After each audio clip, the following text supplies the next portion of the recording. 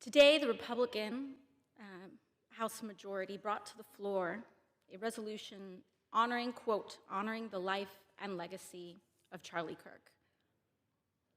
Charlie Kirk's assassination was a horrific and vile attack and incident of political violence.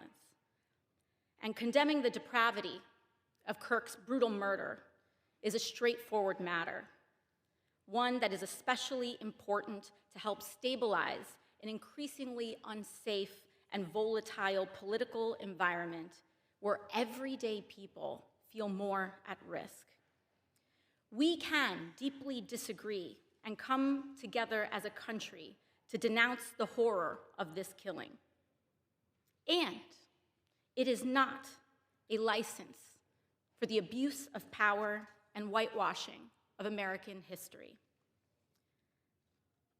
Today's resolution only underscores the majority's recklessness by choosing to author this condemnation and honoring on a purely partisan basis, instead of uniting Congress in this tragedy with one of the many bipartisan options to condemn political violence and Kirk's murder, as we did with the late Melissa Hortman.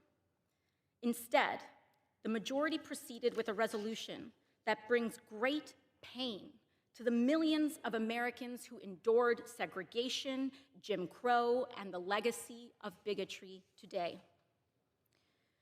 We should be clear about who Charlie Kirk was.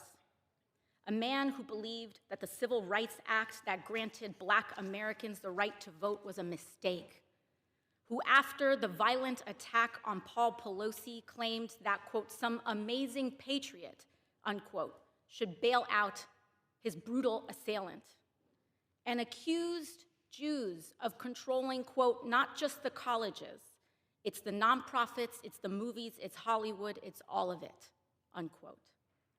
His rhetoric and beliefs were ignorant, uneducated, and sought to disenfranchise millions of Americans, far from the working, quote, working tirelessly to promote unity, unquote, asserted by the majority in this resolution.